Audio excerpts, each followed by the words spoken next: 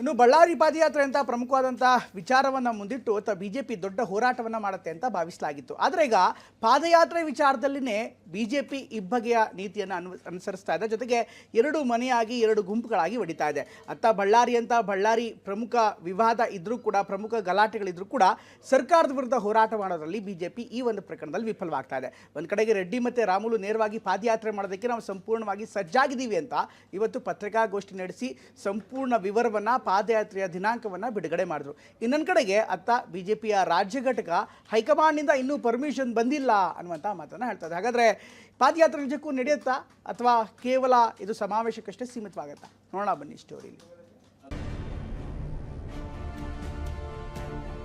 20 ದಿನಗಳದ್ದು ಒಂದು root plan ಅನ್ನು ಕೂಡ ಮಾಡ್ಕೊಂಡಿದ್ದೆ. ಈಗ ಪಾದಯಾತ್ರೆ ಮಾಡ್ತೀನಿ ಅಂದ್ರಲ್ಲ, ಮಾಡಲಿ.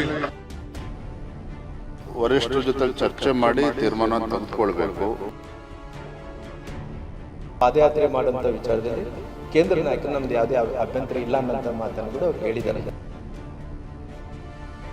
ಯಾರು ಚಾಲನೆ ಮಾಡಿದ್ರು, ಯಾರಿಂದ ಶುರುವಾತಾಯ್ತದೋ ಎಲ್ಲ ಗೊತ್ತಿರೋದೇ ವಿಚಾರ.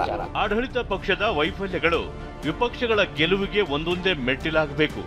ಆದ್ರೆ ಅದ್ಯಾಕೂ ಗೊತ್ತಿಲ್ಲ, ಹೋರಾಟ ರೂಪಿಸುವಲ್ಲಿ ಬಿಜೆಪಿ ಕವಲು ದಾರಿಯ ನಡುವೆ ನಿಂತಂತಿದೆ.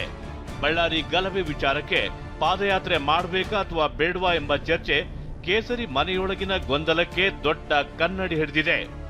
ರೆಡ್ಡಿ ರಾಮುಲು ಪಾದಯಾತ್ರೆಗೆ ಸಿದ್ಧತೆ ನಡೆಸಿದ್ರೆ ವಿಜೇಂದ್ರ ಹೈಕಮಾಂಡ್ ಕಡೆ ಬೆರಳು ಮಾಡ್ತಿದ್ದಾರೆ. ಈ ಬಳ್ಳಾರಿ ನಾಯಕರ ಪಾದಯಾತ್ರೆ ಚಿಂತನೆ ನಡೆಸುತ್ತಿದ್ದ ಬಗ್ಗೆ TV9 ಕೂಡ 3 ದಿನದ ಹಿಂದೆ ಸುದ್ದಿ ಬ್ರೇಕ್ ಮಾಡಿತ್ತು. ಅವತ್ತು ಸಿದ್ದರಾಮಯ್ಯ ಪಾದಯಾತ್ರೆ ಮಾಡಿದ್ರು, ಈಗ ರೆಡ್ಡಿ ಪಾದಯಾತ್ರೆ ಶುರು ಮಾಡ್ತಾ ಇದ್ದಾರೆ ಸಿದ್ದು ಸರ್ಕಾರದ ವಿರುದ್ಧ. ಹೌದು, ಬಿಜೆಪಿ ನಾಯಕರ ಜೊತೆ ಸೇರಿ ಹೆಜ್ಜೆ ಹಾಕಲು Reddy Ramulu blue print ready ಮಾಡಿಕೊಂಡಿದ್ದಾರೆ. ಬಳ್ಳಾರಿಯಿಂದ ಬೆಂಗಳೂರಿನ ಅರಮನೆ ಮೈದಾನದವರೆಗೆ ಪಾದಯಾತ್ರೆಗೆ ತಯಾರಿ ನಡೆಯುತ್ತಿದೆ. ಜನವರಿ 17ರಿಂದ ಫೆಬ್ರವರಿ 5ರವರೆಗೆ 20 ದಿನ ಪಾದಯಾತ್ರೆಗೆ ಪ್ಲಾನ್ ಮಾಡಿದ್ದು, ಬಳ್ಳಾರಿಯಲ್ಲಿ 2 ದಿನ, ಚಿತ್ರದುರ್ಗದಲ್ಲಿ 10 ದಿನ, ತುಮಕೂರಿನಲ್ಲಿ 5 ದಿನ, ಬೆಂಗಳೂರಿನಲ್ಲಿ 2 ದಿನ ಹೆಜ್ಜೆ ಹಾಕಲು ನೀಲನಕ್ಷೆ ರೆಡಿ ಮಾಡಿಕೊಂಡಿದ್ದಾರೆ. 4 ಜಿಲ್ಲೆಗಳಲ್ಲಿ ಬಳ್ಳಾರಿ ಪಾದಯಾತ್ರೆ ಸಾಗಲಿದೆಯಂತೆ. ಪ್ರತಿದಿನ ಗರಿಷ್ಠ 20 ಕಿಲೋಮೀಟರ್ ವರೆಗೆ ಪಾದಯಾತ್ರೆ ತಂತ್ರ ಹೆಣೆಯಲಾಗಿದೆ. ರೂಟ್ ಮ್ಯಾಪ್, ರಾತ್ರಿ ವಾಸ್ತವ್ಯ ಸೇರಿದಂತೆ ಎಲ್ಲಾ ಪ್ಲಾನ್ ಬಗ್ಗೆ ರಾಜ್ಯ ಘಟಕಕ್ಕೆ ಶ್ರೀರಾಮುಲು ವರದಿ ಸಲ್ಲಿಸಿದ್ದಾರೆ. 20 ದಿನಗಳದ್ದು ಒಂದು ರೂಟ್ ಪ್ಲಾನ್ ಅನ್ನು ಕೂಡ ಮಾಡ್ಕೊಂಡು ಎಲ್ಲರಿಗೂ ನಿಮ್ಮ ಕಾಪಿ ಒಂದು ಕೊಡ್ತೀನಿ. ಒಂದು ರೂಟ್ ಪ್ಲಾನ್ ಅನ್ನು ಕೂಡ ಮಾಡ್ಕೊಂಡಂತ ಕೆಲಸ ಆಗಿದೆ. ಆದ್ರೆ ಬಿಜೆಪಿ ರಾಜ್ಯಾಧ್ಯಕ್ಷ ವಿಜಯೇಂದ್ರ ಹೈಕಮಾಂಡ್ ಒಪ್ಪಿಗೆ ಕೊಡಬೇಕು ಅಂತಿದ್ದಾರೆ. ಇದಕ್ಕೆ ವ್ಯತಿರಿಕ್ತವಾಗಿ ಕೇಂದ್ರ ನಾಯಕರು ಸಿಗ್ನಲ್ ನೀಡಿದ್ದಾರೆ ಅಂತಿದ್ದಾರೆ ಶ್ರೀರಾಮುಲು. ಆದರೂ ಕೂಡ ವರಿಷ್ಠರ ಜೊತೆ ಚರ್ಚೆ ಮಾಡಿ ತೀರ್ಮಾನ ತೆಗೆದುಕೊಳ್ಬೇಕು. ನಾನು ಈಗಾಗಲೇ ನಮ್ಮ ಪಕ್ಷದ ಹಿರಿಯರಿಗೆ ವರಿಷ್ಠರಿಗೆ ದೆಹಲಿನ ಮಾತನಾಡಿದ್ದೇನೆ.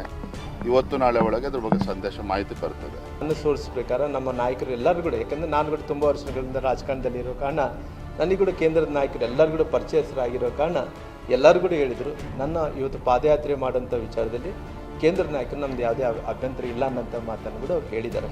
ಪಾದಯಾತ್ರೆ ಸಲುವಾಗಿ ರಾಜ್ಯಾಧ್ಯಕ್ಷರಂಥ ವಿಜೇಂದ್ರವರು ಎಲ್ಲಿ ನಮ್ಮ ಪಾರ್ಟಿ ಪ್ರೊಸೀಜರ್ಸ್ ಇರೋ ಕಾರಣ ಅವರು ಯಾವ ಒಪ್ಪಿಗೆ ಕೊಡ್ತಾರೋ ಆ ಒಪ್ಪಿಗೆ ಕೊಟ್ಟಿದ ತಕ್ಷಣ ಪಾದಯಾತ್ರೆ ಕೂಡ ಪ್ರಾರಂಭ ಮಾಡೋಂಥ ಕೆಲಸ ಮಾಡಿ.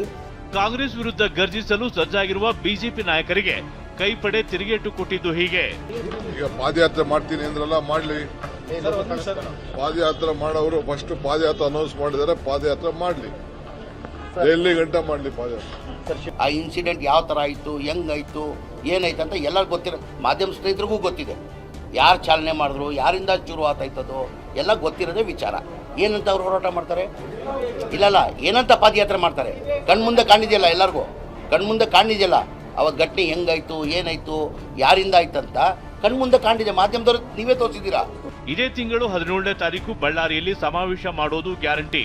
ಆದ್ರೆ ಪಾದಯಾತ್ರೆ ವಿಚಾರ ಕಮಲದೊಳಗೆ ಇನ್ನು ಕಗ್ಗಂಟಾಗಿಯೇ ಉಳಿದಿರೋದು ಕುತೂಹಲ ಮೂಡಿಸಿದೆ. ಬೆಂಗಳೂರಿನಿಂದ ಕಿರಣ್ ಹನಿಯಡ್ಕ ಜೊತೆ ವಿನಾಯಕ್ ಬಡಗೇರ್, TV9 ಬಳ್ಳಾರಿ.